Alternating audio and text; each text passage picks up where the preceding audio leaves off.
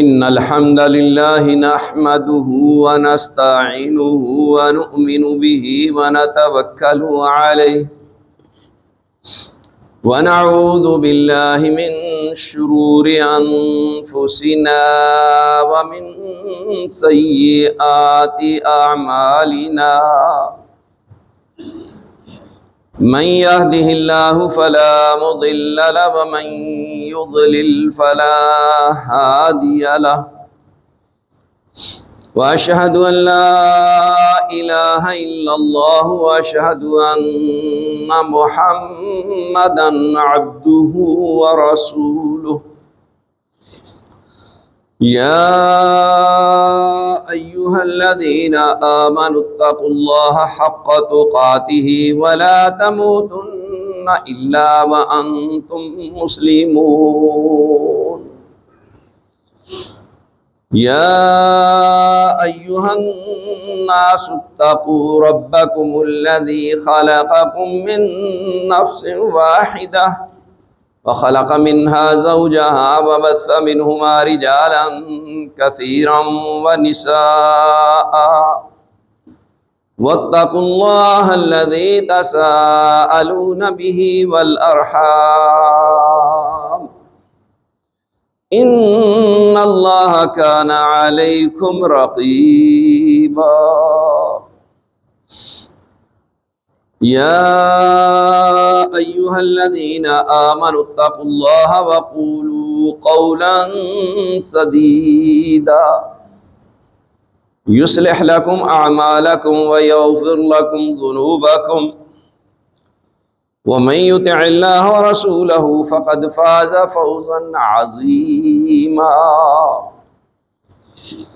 أما بعد فإن أصدق الحديث كتاب الله وأحسن الهدي هدي محمد صلى الله عليه وسلم وشر الأمور محدثاتها وكل محدثة بدعة وكل بدعة ضلالة وكل ضلالة في النار فأعوذ بالله السميع العليم من الشيطان الرجيم إن الله يأمركم أن تؤدوا الأمانات إلى أهلها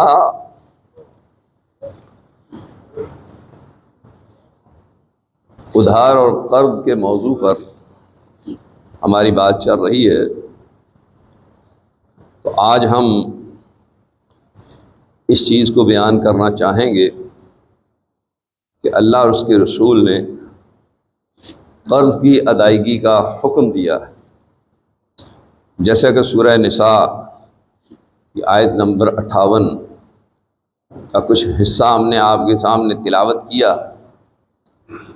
اس آیت مبارکہ میں اللہ تبارک و تعالیٰ نے حکم دیا ہے کہ ان اللہ یامرکم، یقیناً اللہ تبارک و تعالیٰ تمہیں حکم دیتا ہے ان تؤدوا الامانات الی اہلہا، یہ کہ تم امانتوں کو ان کے اہل کے سپرد کر دو۔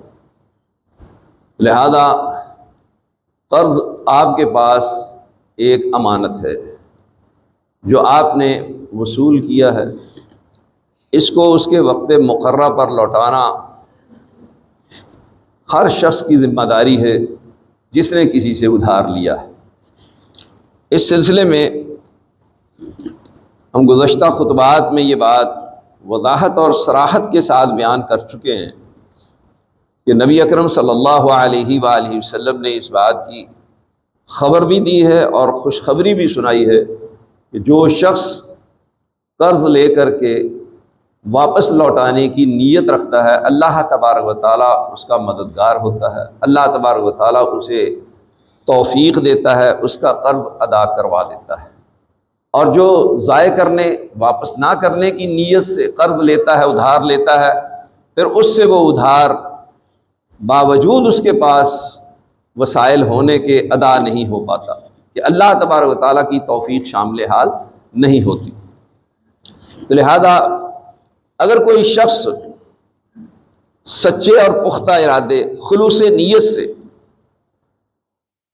قرض لیتا ہے، ادھار لیتا ہے کہ میں واپس لوٹاؤں گا، تو یقینی بات ہے کہ اللہ تبارک و تعالیٰ اس کے لیے ہمہ قسم کے وسائل پیدا کر دیتا ہے۔ ہم آپ کے سامنے صحیح بخاری کا وہ واقعہ پیش کرنا چاہتے ہیں جو نبی اکرم صلی اللہ علیہ وآلہ وسلم نے صحابہ کرام رضوان اللہ علیہم اجمعین کے سامنے بیان کیا۔ بنی اسرائیل کا ایک شخص وہ سفر پر گیا، دوسرے ملک اسے کوئی ایسی ضرورت پیش آ گئی، اس کا کوئی نقصان ہوا، اسے 1000 دینار کی ضرورت پیش آئی۔ 1000 دینار کا مطلب آپ سمجھتے ہیں؟ 4500 ماشے، اتنی خطیر رقم کی اسے ضرورت پیش آئی، کیونکہ دینار 4.5 ماشے سونے کا ہوتا تھا اور درہم 4.5 ماشے چاندی کا ہوتا تھا۔ اس نے ایک تاجر کے پاس جا کر کے ادھار کا، قرض کا مطالبہ کیا۔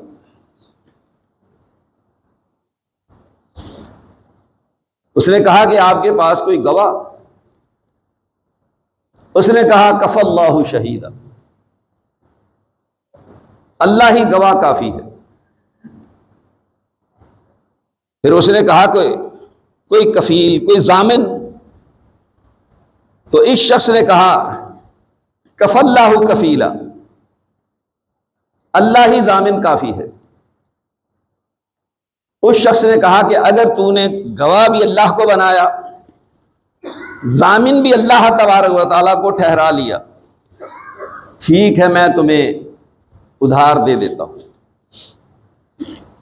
اس نے 1000 دینار اسے ادھار دے دیا، وقت طے ہو گیا، یہ شخص اپنی ضرورت پوری کر کے اپنے وطن واپس لوٹ گیا۔ جب وقت مقررہ قریب تھا تو یہ آیا بھی ساحلی راستے سے تھا، سمندری راستے سے، اور واپسی بھی اس کی سمندری راستے سے، دوسرا کوئی راستہ ہی نہیں تھا۔ تو یہ اپنی مقررہ رقم لے کر کے پہنچتا ہے کہ میں کشتی میں سوار ہو جاؤں اور قرض خواہ کو اس کا قرض ادا کر۔ جب یہ ساحل پہ پہنچتا ہے دیکھتا ہے کہ کشتی روانہ ہو چکی ہے،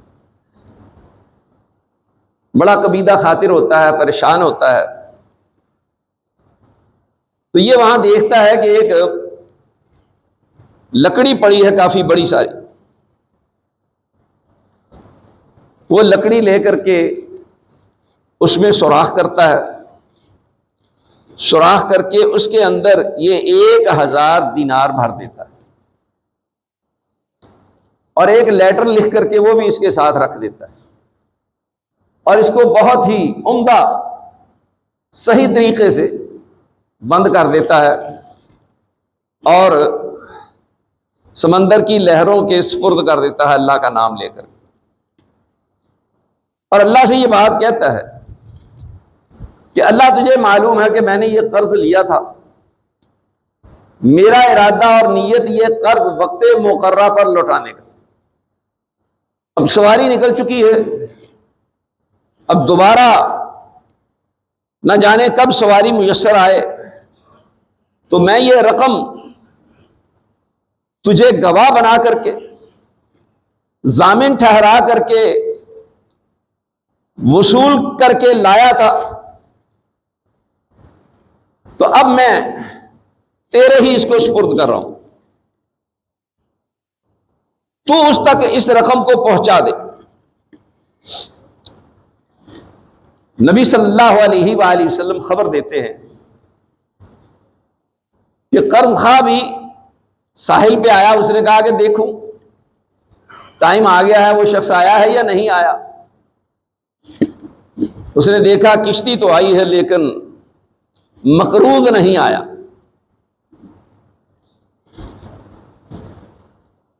اس نے دیکھا کہ ایک دور لکڑی پانی میں بہتی چلی آ رہی ہے۔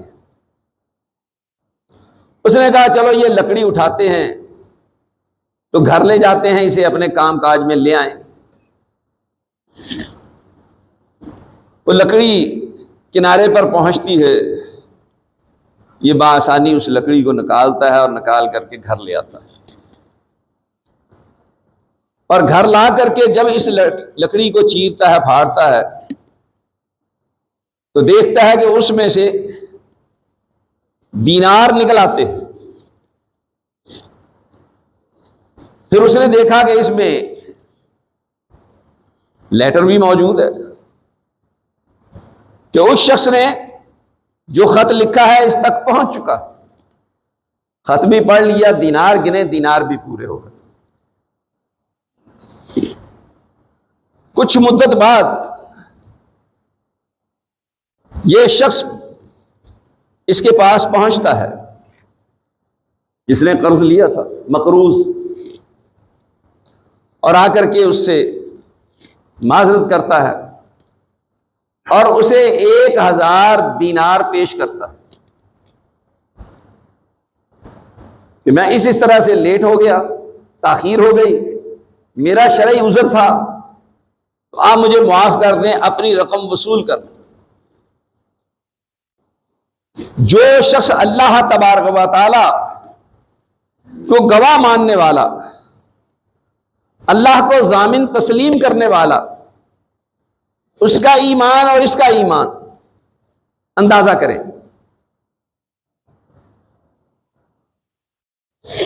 اس شخص نے کہا کہ آپ نے مجھے لکڑی میں دینار اور رکا لیٹر پیک کر کے بھیجے تھے۔ اس نے کہا بھیجے تھے۔ کہا کہ اللہ تبارک و تعالی نے وہ دینار اور آپ کا لیٹر مجھ تک پہنچا دیا،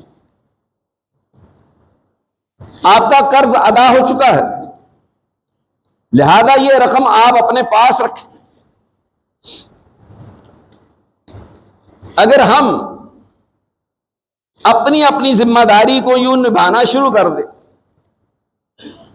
تو ظاہر ہے کہ پھر معاشرے میں کوئی خرابی باقی نہیں رہے گی۔ قرض لینا بھی آسان ہوگا اور دینا بھی آسان ہو جائے گا، اور کسی کو پریشانی لاحق نہیں ہوگی کہ میں اس کو قرض دے رہا ہوں اور آئندہ جو ہے یہ پیسے بھی نہیں ملیں گے اور تعلقات بھی خراب ہو جائیں، الا ماشاء اللہ الا من رحم رب۔ تو لہذا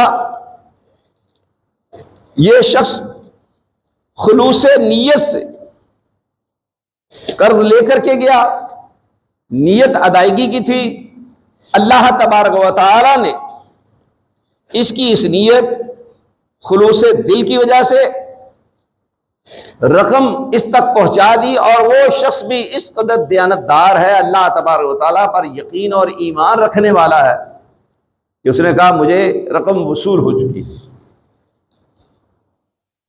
نبی اکرم صلی اللہ علیہ وآلہ وسلم کی حدیث صحیح ابن حبان میں، سند اس کی صحیح ہے، کہ آپ صلی اللہ علیہ وآلہ وسلم نے فرمایا ان اللہ استودع شیئا حفظہ، اللہ تبارک و تعالی کی طرف نسبت کر کے، اللہ تبارک و تعالی پر ایمان اور یقین رکھتے ہوئے کوئی چیز اس کے سپرد کر دی جائے تو اللہ تبارک و تعالی اس کی حفاظت فرماتا ہے۔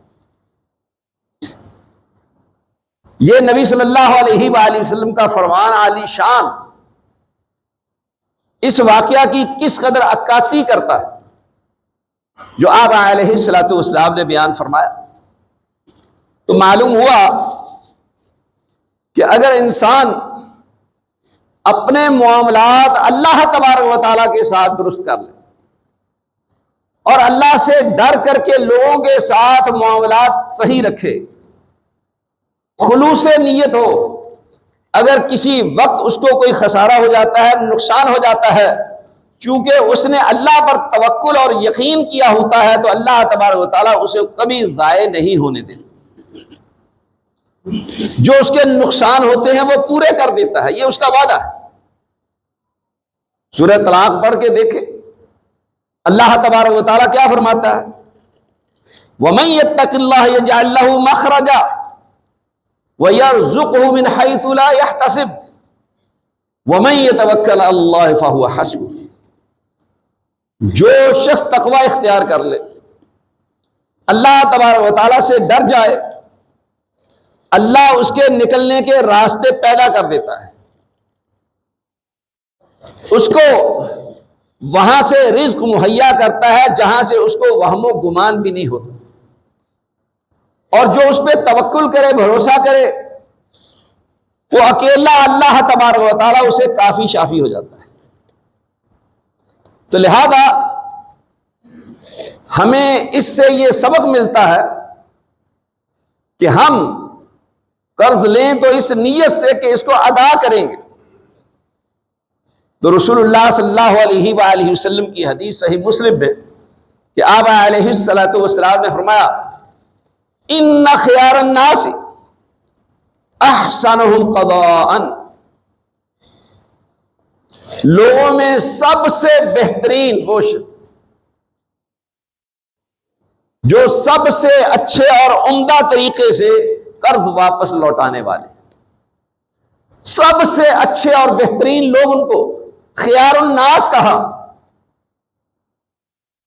تو معلوم ہوا کہ اگر ہم خیار الناس بننا چاہتے ہیں تو ہمیں چاہیے کہ وقت مقررہ کا لحاظ اور پاس کریں، اور شریعت نے جو تعلیم دی ہے اس کے مطابق عمل کریں۔ یہاں ایک سوال پیدا ہوتا ہے جو عمومی طور پر لوگوں کو پریشان کرتا ہے، وہ ہے افراط زر کا مسئلہ، رقم کا ڈی ویلیو ہو جانا۔ وہ کہتا ہے جی میں آپ کو 1 سال کے لیے رقم ادھار دوں گا تو مجھے کیا بینیفٹ ہوگا، مجھے کیا ملے گا؟ ظاہر بات ہے کہ 1 سال تک یا 6 ماہ تک کوئی شخص کسی کو خطیر رقم دیتا ہے، وہ تو آئے دن جو مہنگائی کی لہر آتی ہے، کبھی ڈیزل مہنگا، کبھی پیٹرول مہنگا، کبھی بجلی مہنگی، کبھی دیگر معاملات، کبھی بین الاقوامی حالات و واقعات، سونا مہنگا، تو انسان سوچتا ہے کہ مجھے اس کا کیا بینیفٹ ملے گا۔ سب سے پہلی بات یہ یاد رکھیں کہ یہ قرض صرف اور صرف اللہ تبارک و تعالیٰ کی رضا کے لیے دینا۔ دوسری بات کہ اس میں ایثار اور قربانی کا جذبہ ہونا چاہیے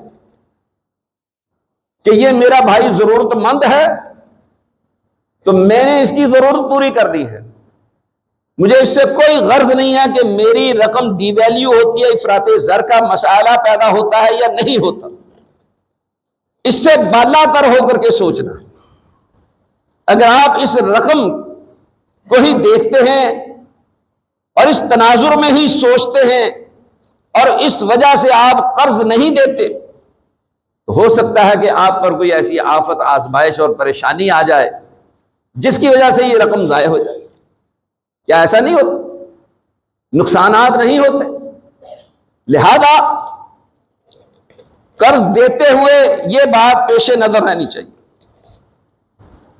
دوسری بات، جو شخص اس پر سود لینا چاہتا ہے یا نیت رکھتا ہے، اسے یہ بات پیش نظر رکھنی چاہیے کہ اللہ اس کے رسول کے ساتھ اعلان جنگ ہے۔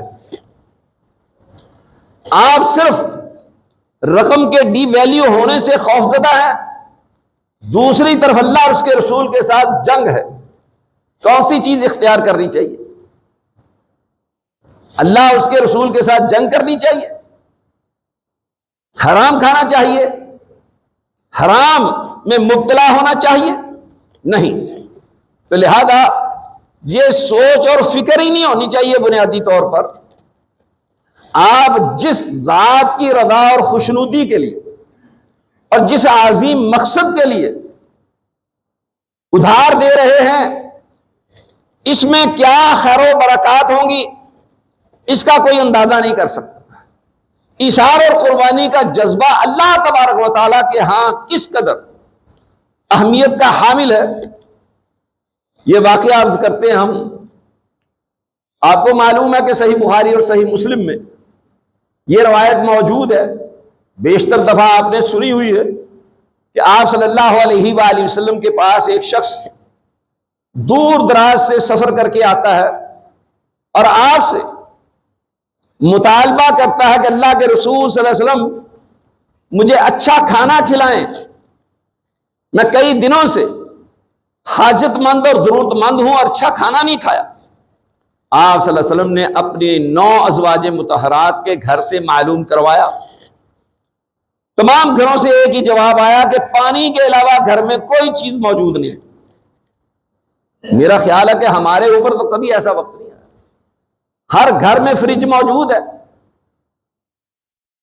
جس کی 20,000 روپیہ تنخواہ ہے اس کے گھر میں ہی فریج موجود ہے، اس میں بھی کچھ نہ کچھ کھانے پینے کی چیزیں موجود ہوتی ہیں، راشن موجود ہوتا ہے۔ آپ علیہ الصلوۃ والسلام نے ابو طلحہ انصاری رضی اللہ تعالی عنہ کو کہا کہ یہ میرا مہمان ہے، اس کو لے جاؤ، اس کو کھانا کھلاؤ۔ یہ گھر لے جاتے ہیں مہمان، زوجہ محترمہ ام سلیم رضی اللہ تعالی عنہ عظیم عورت ہیں، نبی صلی اللہ علیہ وآلہ وسلم نے خواب میں اسے جنت میں دیکھا ہوا ہے، صحیح بخاری کی روایت ہے۔ جا کر کے پوچھتے ہیں کہ گھر میں کھانا ہے؟ انہوں نے کہا کہ ایک فرد کا کھانا ہے، آپ کھائیں گے تو میں اور بچے بھوکے رہیں گے، میں کھاؤں گی تو آپ اور بچے بھوکے رہیں گے، بچوں کو کھلائیں گے تو میں اور آپ بھوکے رہیں گے۔ فرمانے لگے کہ آج ہم سب بھوکے رہتے ہیں، میں بھی، آپ بھی، بچے بھی، یہ رسول اللہ صلی اللہ علیہ وسلم کا مہمان آیا، اس کو کھانا کھلاتے۔ اور بیوی سے کہا کہ کھانا جب رکھو تو چراغ کو درست کرنے کے بہانے سے بجھا دینا، مہمان کا ہاتھ میرے ہاتھ سے ٹکرائے گا، وہ سمجھے گا کہ میں بھی کھانا کھا رہا ہوں، تو وہ پیٹ بھر کے کھانا کھا لے۔ وفا شعار بیوی نے ایسا ہی کیا، لہذا کھانا رکھا، چراغ کو درست کرنے کے بہانے سے بجھا دیا، مہمان نے پیٹ بھر کے کھانا کھا لیا۔ صبح جب مسجد میں آئے تو اللہ کے رسول صلی اللہ علیہ وآلہ وسلم نے پوچھا کہ ابو طلحہ رات تو نے کون سا ایسا عظیم عمل کیا ہے کہ اللہ تبارک و تعالیٰ نے تیرے بارے میں قرآن نازل کر دیا؟ وَيُؤْثِرُونَ عَلَىٰ أَنفُسِهِمْ وَلَوْ كَانَ بِهِمْ خَصَاصَةٌ وَمَن يُوقَ شُحَّ نَفْسِهِ فَأُولَٰئِكَ هُمُ الْمُفْلِحُونَ۔ باوجود ضرورت مند اور حاجت مند ہونے، کیا کہا؟ ضرورت مند اور حاجت مند ہونے کے دوسروں کو اپنے اوپر ترجیح دیتے ہیں، یہ ایثار اور قربانی ہے۔ اس کی قدر دیکھیں اللہ کے ہاں کیا۔ کہا کہ جو شخص بھی دل کی لالچ اور بخیلی سے محفوظ کر دیا گیا، یہی فلاح پانے والے۔ تو یہ قرض دیتے ہوئے دل میں لالچ اور بخل پیدا ہوتا ہے، یہ رقم بی ویلیو ہو جائے گی، تو لہذا اس کو نہیں سوچنا، اللہ پر توکل کرتے ہوئے ایثار اور قربانی کے جذبے کے ساتھ سرشار ہو کر کے اس کی مدد کریں، اور لینے والے کو بھی یہ چیز ملحوظ خاطر رکھنی چاہیے کہ یہ میرے لیے بہت بڑی قربانی دے رہا ہے، اس کی قدر کرے، نہ کہ اسے پریشان کیا جائے۔ اللہ اکبر۔ علی رضی اللہ تعالی عنہ کے پاس ایک مکاتب آتا ہے۔ مکاتب ایسے غلام کو کہا جاتا ہے کہ جو اپنے مالک کے ساتھ معاہدہ تحریر کر لیتا ہے کہ میں اتنی مدت میں آپ کو اتنی رقم ادا کر دوں گا، اس کے بدلے میں میں آزاد ہو جاؤں گا۔ وہ علی رضی اللہ تعالی عنہ کے پاس آیا، اور اس نے اپنی بے بسی کا اظہار کیا اور کہا انی قد عجزت ان کتابتی فاعنی، میں اپنے عہد نامہ لکھے ہوئے سے عاجز آ گیا ہوں، مجبور اور بے بس ہو گیا ہوں، وقت مقررہ پر ادائیگی نہیں کر سکتا، آپ میری مدد کریں، میرے ساتھ تعاون کریں۔ علی رضی اللہ تعالی عنہ کے پاس اسے کچھ دینے کے لیے تو نہیں تھا، لیکن انہوں نے اسے کہا الا اعلمک بکلمات علمنیہن رسول اللہ صلی اللہ علیہ وسلم، کیا میں تمہیں ایسے کلمات نہ سکھاؤں کہ جو کلمات رسول اللہ صلی اللہ علیہ وآلہ وسلم نے مجھے سکھائے تھے؟ لو کان علیک مثل جبل سیر دینا اباہ اللہ عنک، اگر تیرے اوپر سیر پہاڑ کے برابر بھی قرض ہوگا تو اللہ تبارک و تعالیٰ اسے ادا کر دے گا، تیرے لیے آسانی پیدا کر دے گا، تیرا قرض ادا ہو جائے گا۔ کیونکہ علی رضی اللہ تعالی عنہ نے بھی رسول اللہ صلی اللہ علیہ وسلم کے سامنے اپنے قرض کا ذکر کیا تو آپ نے یہ کلمات ان کو سکھائے، ان کو تعلیم دی۔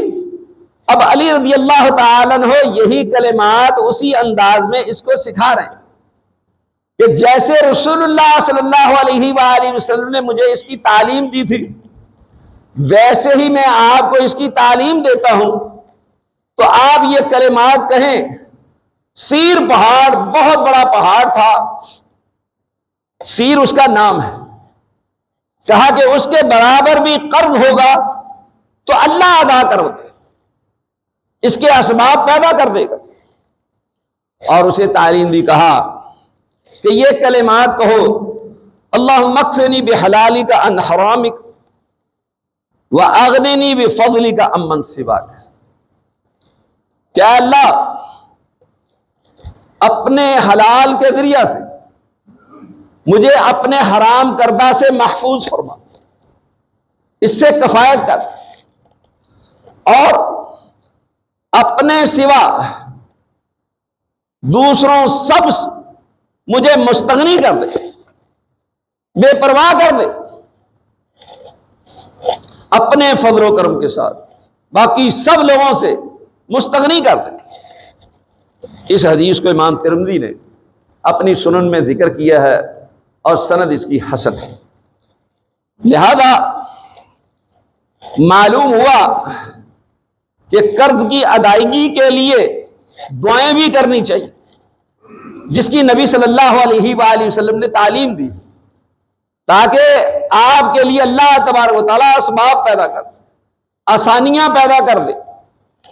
اور نبی صلی اللہ علیہ وآلہ وسلم بذات خود قرض کی ادائیگی کے لیے کس قدر تیاری کرنے والے، اس کا اہتمام کرنے والے، اور یہ بات بیان کرنے اور سمجھانے والے۔ ابو ذر غفاری رضی اللہ تعالی عنہ کہتے ہیں ایک دن میں رسول اللہ صلی اللہ علیہ وآلہ وسلم کے ساتھ تھا، آپ نے جبل احد دیکھا۔ اب آپ کو معلوم ہے کہ احد پہاڑ کہتے ہیں کہ 6 کلو مربع میل میں پھیلا ہوا ہے۔ کتنا؟ 6 کلو میٹر مربع میل میں پھیلا ہوا ہے۔ تو لہذا آپ علیہ الصلوۃ والسلام نے احد پہاڑ کو دیکھ کر کے یہ بات بیان فرمائی کہ میں یہ پسند نہ کروں گا کہ وہ میرے پاس سونے کا ہو جائے۔ کیا؟ احد پہاڑ، یعنی احد پہاڑ میرے پاس سونے کا ہو جائے اور اس میں سے میرے پاس 3 دن سے زیادہ 1 دینار بھی باقی نہ رہے۔ یعنی میں 3 دن کے اندر اندر اس کو اللہ کے راستے میں خرچ کر دوں، تقسیم کر دوں، لوگوں کی ضروریات پوری کر دوں، سوائے اس دینار کے، یعنی 3 دن تک میں سب کچھ خرچ کر دوں گا، 3 دن کے بعد میرے پاس کچھ باقی نہیں رہے گا۔ فرمایا کہ سوائے اس دینار کے جو میں قرض کی ادائیگی کے لیے تیار رکھوں، جو میں نے قرض ادا کرنا وہی میرے پاس رہے گا، باقی سب کچھ میں تقسیم کروں۔ صحیح بخاری کی روایت۔ آپ علیہ الصلوۃ والسلام یہ سکھانا اور بتانا چاہ رہے ہیں کہ انسان کو قرض کی ادائیگی کے لیے کیسے اہتمام کرنا چاہیے اور اس ذمہ داری کا احساس ہونا چاہیے، اس کو نبھانے کی کوشش اور محنت ہونی چاہیے۔ اسی طرح سے انس رضی اللہ تعالی عنہ سے روایت ہے کہ معاذ رضی اللہ تعالی عنہ نے اپنے قرض کی ادائیگی کے لیے اپنی پریشانی کا آپ صلی اللہ علیہ وآلہ وسلم کے سامنے اظہار کیا، تو آپ علیہ الصلوۃ والسلام نے فرمایا الا اعلمک دعاء تدعو به لو كان عليك مثل جبل احد دینا لعباه الله عنك، کہ کیا میں تجھے ایسے کلمات کی تعلیم نہ دوں، ایسی دعا نہ سکھاؤں کہ تو اس کے ساتھ دعا کرے، تیرے اوپر احد پہاڑ کے برابر بھی قرض ہوگا تو اللہ تبارک و تعالیٰ تجھ سے اس قرض کو ادا کر دے۔ پھر آپ صلی اللہ علیہ وآلہ وسلم نے فرمایا قل یا معاذ، اے معاذ یہ بات کیا، یہ کلمات کیا ہے؟ اللہم مالک الملک تؤتی الملک من تشاء وتعز من تشاء وتنزع الملک ممن تشاء وتعز من تشاء وتذل من تشاء بیدک الخیر انک علی کل شیء قدیر، کہ اے بادشاہیوں کے مالک، جسے تو چاہتا ہے بادشاہی عطا کر دیتا ہے اور جس سے چاہتا ہے بادشاہی چھین لیتا ہے، جسے تو چاہتا ہے عزت دیتا ہے، جسے تو چاہتا ہے ذلیل و رسوا کر دیتا ہے۔ بیدک الخیر، تیرے ہاتھ میں ہی بھلائی ہے۔ اور ید کا معنی جو عمومی طور پر قدرت کیا جاتا ہے قرآن مجید کے تراجم میں، یہ غلط ہے۔ اللہ تبارک و تعالیٰ کے 2 ہاتھ ہیں اور دونوں ہاتھ دائیں ہیں، اور قرآن نے اس کو بیان کیا بل یداہ مبسوطتان، اللہ کے دونوں ہاتھ فراخ ہیں، لہذا تیرے ہی ہاتھ میں بھلائی ہے۔ انک علی کل شیء قدیر، تو ہر چیز پر قادر ہے۔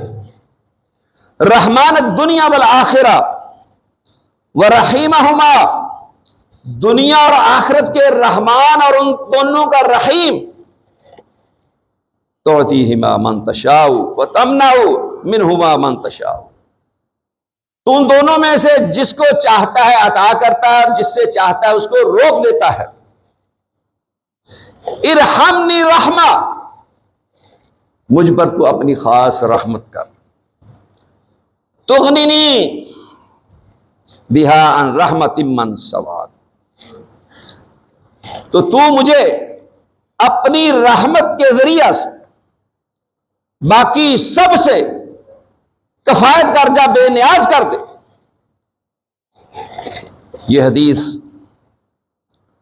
امام طبرانی نے المعجم الصغیر میں حسن سند کے ساتھ ذکر کی ہے، تو رسول اللہ صلی اللہ علیہ وآلہ وسلم نے یہ دعا سکھائی۔ یہ دعائیں بھی ہمیں سیکھنی چاہیے، اس کا اہتمام بھی کرنا چاہیے، تاکہ اللہ تبارک و تعالی ہمارے لیے آسانیاں پیدا کرے اور ہماری مدد فرمائے۔ اور جن لوگوں کے اوپر قرض ہے، ادھار لیا ہوا ہے، اور وہ سمجھتے ہیں کہ دینے کے ادائیگی کی کوئی صورت نظر نہیں آ رہی، وہ یقین کامل کے ساتھ یہ دعائیں یاد کرے، یہ دعائیں مانگے۔ اللہ تبارک و تعالیٰ کے رسول صلی اللہ علیہ وآلہ وسلم نے خبر دی ہے، ساری دنیا کی بات غلط ہو سکتی ہے لیکن اللہ کے رسول صلی اللہ علیہ وسلم کی بات غلط نہیں ہو سکتی۔ بس ضرورت اس بات کی ہے کہ ایمان اور یقین کے ساتھ یہ عمل کریں، ایمان اور یقین کے ساتھ یہ دعائیں کی جائیں۔ یہاں پہ ایک واقعہ ایمان افروز ہمارے استاد محترم شیخ العلماء علامہ سید بدیع الدین شاہ صاحب راشدی رحمہ اللہ، ان کے سامنے ایک شخص نے بیان کیا، ہم بھی ساتھ تھے، کراچی کی بات ہے۔ اس نے کہا کہ میں سودی کاروبار کرتا تھا، پورا میرا نظام اور سسٹم سودی تھا۔ میں نے جب مسئلہ معلوم ہوا تو ارادہ کر لیا کہ یہ سارا نظام سودی ختم کر دینا، حلال کا کام کرنا، حرام چھوڑ دینا۔ وہ اس وقت کی بات بتا رہا ہے، اس بات کو بھی 40 سال ہو گئے۔ تو اس سے پہلے کہ جب 1 کروڑ روپے کا نام ہوتا تھا، 1 کروڑ روپے کا کوئی منہ ہوتا تھا، آج تو کروڑ کی بات ہی نہیں، 5 مرلے کا گھر نہیں آتا کروڑ روپے میں۔ اب وہ اس وقت کا کروڑ آج کا اربوں ہو گیا۔ وہ کہتا ہے کہ جب میں نے حساب کتاب لگایا، دیکھا کہ مجھے نقصان کروڑ سے زیادہ ہوگا، لیکن میں نے پختہ ارادہ کر لیا کہ ہر صورت میں اس کو ختم کرنا۔ بیوی بچے مخالف ہو گئے، بڑی آسائش والی خوشحالی کی زندگی گزار رہے تھے، اب نقصان شروع ہو جائے گا، کیا بنے؟ ملازم، نوکر چاکر، دوست احباب سب نے مخالفت کی۔ کہتا کہ میں نے کہا کہ میں نے ہر صورت میں اس سودی سسٹم کو، کاروبار کو ختم کر دیا۔ کہتا کہ جب میں نے اس کو ختم کیا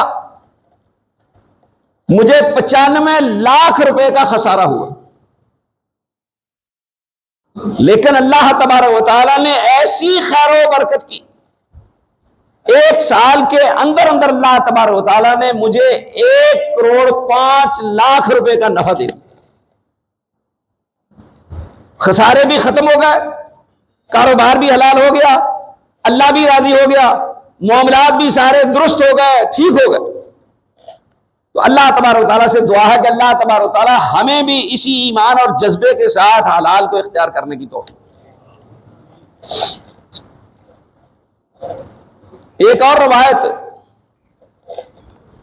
کہ فاطمہ اور علی رضی اللہ تعالی عنہما نبی صلی اللہ علیہ وآلہ وسلم کے پاس تشریف لائے، اور علی رضی اللہ تعالی عنہ نے کہا فاطمہ سے کہ آپ بات کرو۔ فاطمہ رضی اللہ تعالی عنہ نے رسول اللہ صلی اللہ علیہ وآلہ وسلم سے خادم طلب کی کہ ہمیں خدمت کے لیے ایک غلام یا لونڈی دے دیں۔ آپ صلی اللہ علیہ وآلہ وسلم نے پوچھا کہ اللہ دیجیے تطلبین احب الیک ام خیر منہ، کہ تو جس مقصد کے لیے میرے پاس آئی ہے اور جو چیز طلب کر رہی ہے وہ تیرے نزدیک زیادہ بہتر ہے یا میں اس سے بہتر تجھے دے دوں؟ جو تجھے زیادہ محبوب ہے، تجھے زیادہ ضرورت ہے، اس سے زیادہ بہتر چیز نہ دے دوں؟ فاطمہ رضی اللہ تعالی عنہ نے علی رضی اللہ تعالی عنہ سے مشورہ کیا کہ کیا کرنا چاہیے، غلام لونڈی لینی چاہیے یا آپ جو کہہ رہے ہیں کہ خیر من، اس سے بہتر لے لیں؟ علی رضی اللہ تعالی عنہ نے کہا کہ نبی صلی اللہ علیہ وآلہ وسلم جو فرما رہے ہیں کہ اس سے بہتر لے لو تو اس سے بہتر لے لو۔ تو انہوں نے نبی صلی اللہ علیہ وآلہ وسلم کے سامنے جب بہتر کا اظہار کیا کہ ہم اس سے بہتر چاہتے ہیں، تو آپ علیہ الصلوۃ والسلام نے اپنی بیٹی کو کہا قالا قولی، کہ پھر تو یہ کہہ، یہ کلمات ادا کر، اللہم رب السماوات و رب العرش العظیم، اے اللہ، اللہم رب السماوات و رب العرش العظیم، ربنا و رب کل شیء، منزل التوراۃ والانجیل والقرآن فالق الحب والنوا، اے آسمانوں اور زمین کے رب، عرش عظیم کے رب، ہمارے رب اور ہر چیز کے رب، تورات، انجیل اور قرآن کے نازل کرنے والے، گٹھلی اور دانے کو اگانے والے، پھاڑ کر کے اسے اگانے والے، اعوذ بک من شر کل شیء انت آخذ بناصیتہ، کہ میں تیرے ذریعہ ہر چیز کے شر سے پناہ مانگتی ہوں،